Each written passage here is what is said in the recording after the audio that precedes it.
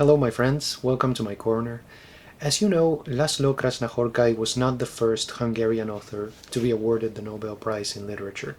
In the year 2002, the award went to Imre Kertész. I'm going to read you the citation, quote, "for writing that upholds the fragile experience of the individual against the barbaric arbitrariness of history." As you may know also, Imre Kertész was a Holocaust survivor. And of course, as you can imagine, that experience is central to his work. I have read 3 books by him. The first one, I guess most people start with this one, is Faithlessness, about his experiences in a concentration camp. Then I also read Liquidation. And the third one that I read, which is the one that we want to explore today, is Kaddish for an Unborn Child. This is a book that was published in the year 1990. So I reread it now in order to make this video and to share my ideas with you. So let's explore this book. The book begins very interestingly with an exclamation. That exclamation is no. And this is the answer of the narrator to a colleague who asks him whether he has a child. And it was also his answer to his wife, now ex-wife, when she asked him or told him that she wanted to have a child. So our narrator and speaker is known as B. We have a character here who is known by an initial, just as in the work of Kafka. And there are many points of contact between a work like this one and the whole approach of Franz Kafka. And what we have here is really a meditation, for the most part, that is addressed by the speaker narrator to the child that he could not bear to bring into the world after the experiences that he had in Auschwitz. There are 18 statements in this book. I call them statements. Some of them are fragments. They are mere fragments, especially after the second half, in the second half of the text. But I call them statements, and all of them begin with that exclamation, no. This is 120 pages in length. So since we mentioned that, let's talk about genre, and I am sure that you already know what's coming here. Kaddish for an Unborn Child has a spiral structure, so we keep coming back to that point that is presented to us, the central issue, which is that the narrator did not want to have a child. In other words, what we have here is a situation, this idea that he did not want to have a child, that is presented to us and is then re-examined from different angles. So that's what I mean when I say that we keep coming back to that same issue, but at different levels or from different angles, as if we were talking about a spiral. There is really no plot, and there's really no development. What we have is re-examination once again. So for that reason, I would say, as you are expecting, that Kaddish for an Unborn Child is not really a novel, but a novella. We are talking about 120 pages in length only, even though, as I always say, the number of pages has very little to do with whether a text is a novel or a novella. So let's look at the subgenre. I mean, since we have already said that, Kaddish, right? So we have that in the title. That suggests that this is a prayer. But the situation is highly ironic here, because the person that is being addressed, right, is a prayer for a person who is not in existence and will never exist.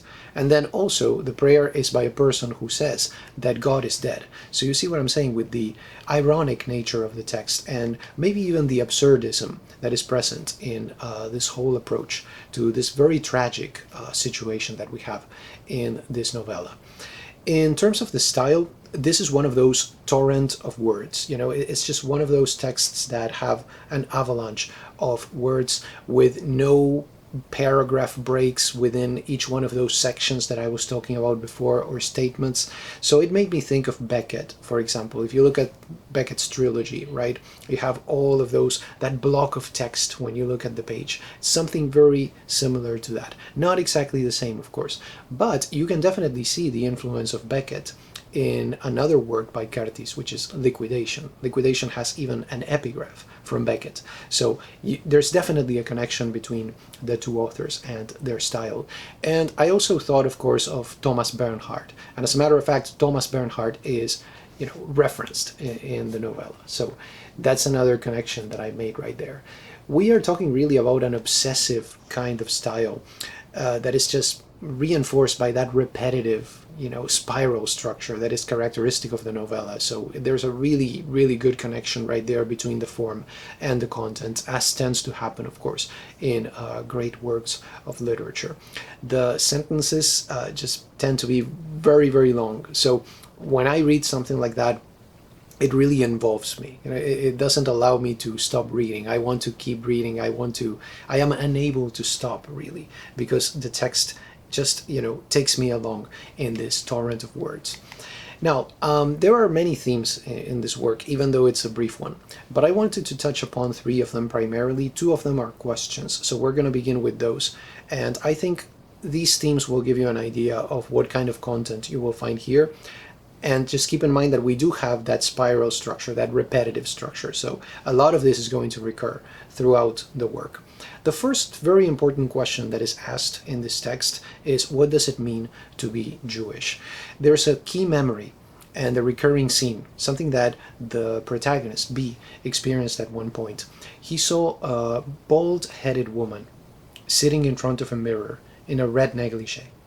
And at one point, later on, he finds out why she is bald-headed, and it turns out that it is for religious reasons. So that is the explanation that he receives.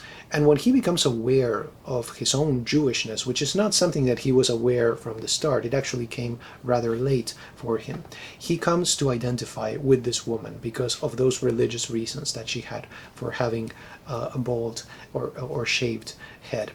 And in another moment, this is another key moment with this question, what does it mean to be Jewish? The narrator, B, overhears a conversation between some women, just one of those trivial conversations. And one of the women says that she would not be able to do it with a Jew. And he has this anger, of course, like immediately when he hears that statement. So this question, right, what does it mean to be Jewish? Of course, the novella is not going to provide easy answers. The text itself is an answer with all the questions that it also involves. So that's the mark of a good text for me, that it does not provide easy answers or easy ways out to questions like these. The second question that I saw incorporated here is, what does it mean to be a writer? B says that writing is a dialogue, but not a dialogue with God, because remember, he does not really believe in God. He says that God is dead, at least. He says it's a dialogue with other people and also with oneself, of course. In a sense, you could say that the speaker here is speaking to himself, but we also hear a lot of dialogues. The dialogue here is primarily also, remember, with somebody who does not exist and will never exist. There are also dialogues with colleagues, with his wife, now ex-wife. So all of this goes into the mix. And we also have the image here also recurring of the pen as spade, because the narrator says many times that he is with his pen, with that spade, digging his own grave in the clouds. This is something that he repeats many times. He says at one point that he does not really care about success. He actually looks down on the notion of literary success as it is defined maybe by the publishing industry, for example. But there is one important flashback in which his wife tells him, just do not delude yourself, okay? Why write if you are not looking for some kind of success? And I was wondering if this is something similar, this is something that I am adding here to this whole thing, of the good old notion that, oh, I just write for myself. I'm not interested in publication. I just write for myself. And I remember, this is just personal anecdote. I used to say that a lot, especially when I was younger, when I was just beginning to write seriously, if we could say that. And I had a professor of creative writing. I mean, can you teach creative writing? That's another question for another video, but I needed some credits. I took the class with this professor who ended up being a very good friend of mine. And she told us, at one point, she said, never believe somebody who says, I just write for myself. Nobody writes in order to keep something, a text in a drawer, right? That's what she said. And that's something that I keep asking myself even now. Is that an option? Is it an option to just say, okay, I'm just going to write by myself? But it's one of those things, you know, do you care about success? Do you write for other people? I think one of the points of writing is to convey a message. And what I write personally always looks and sounds a lot better in my head than when I put it to paper. So there's always that loss right there, if you will. And that is really frustrating. So all of these things go into the experience of writing that makes us ask these questions of ourselves. Who do we write for? What is writing in itself? Do we look for success? And another important point is that B seems to require unhappiness, even misery, I would say, in order to write. It seems to be a prerequisite to writing. And if you read many authors, I would say maybe even most of them, there is this idea that if there is no conflict, why write in the first place? I think what we consider to be literature, a good story and all that, is based primarily on the notion of conflict. Without conflict, you don't really have a story. You know, the famous lines, all happy families are alike. Every unhappy family is unhappy in its own way. In other words, it doesn't seem like a very good idea, generally speaking, you know, 95% of the time, to write the story of a happy family, because that just wouldn't be interesting to most people. At least that's the way that it seems. One of my friends, Claudia, said something a few months ago when I was talking to her, and this is lost in translation, but she said, si no hay drama, no hay trama, which means if there is no drama, there is no plot. You lose the play with words right there. But that seems to be true. You know, you need that drama, that conflict, that problem, in order for there to be a story in the first place. So that's maybe why, one of the reasons why that unhappiness, that misery, seems to be a prerequisite to writing, and you can definitely see that in the approach, at least, of the narrator and speaker, B. And maybe we could expand that to the work of Imre Kertész. But once again, I am not that familiar with his work because I have only read 3 books by him. And another very important theme, another important topic that we should cover is the idea of good and evil. There is one thing that bothers the narrator in particular, one little comment that he hears, and that is that there is no explanation for Auschwitz. So he sees that as a cop-out, as just an excuse to say, okay, we're not going to talk about this issue because there is no explanation to it. If there is no explanation, why talk about it, right? That's the way that he looks at it.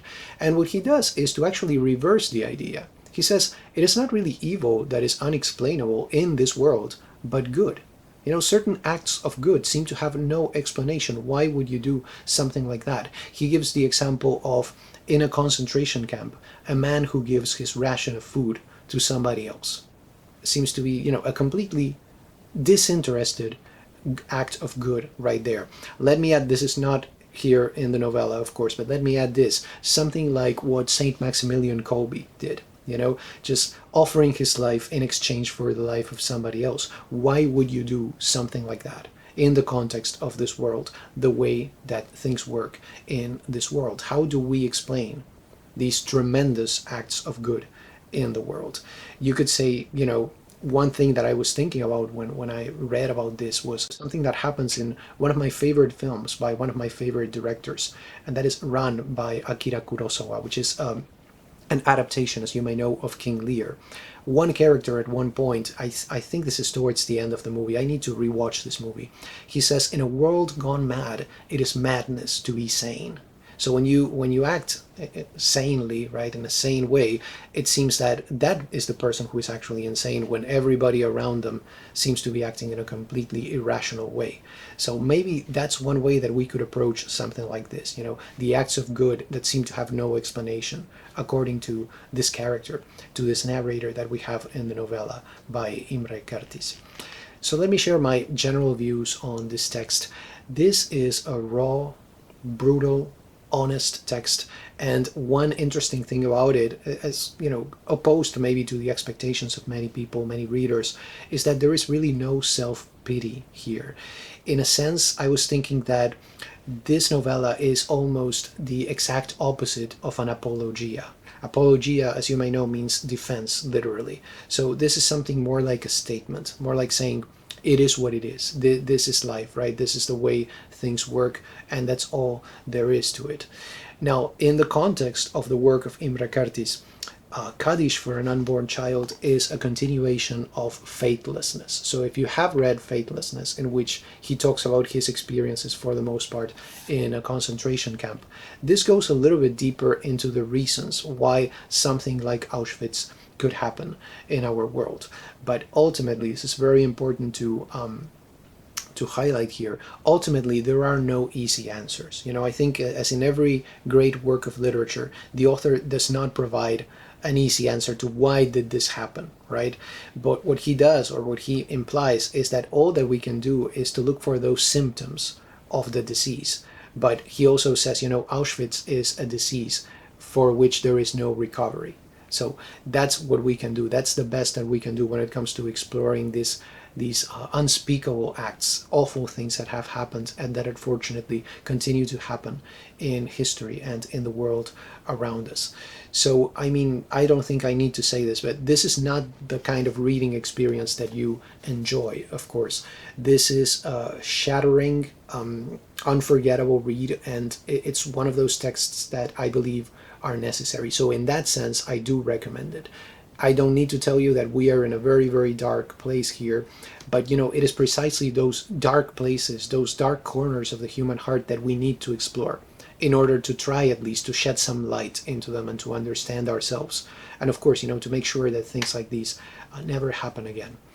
Do you have any questions, comments, recommendations, recipes? Those were my 2 cents on Kaddish for an Unborn Child by Imre Kertész. I hope you enjoyed this video. Thank you so much for stopping by, and have a wonderful day.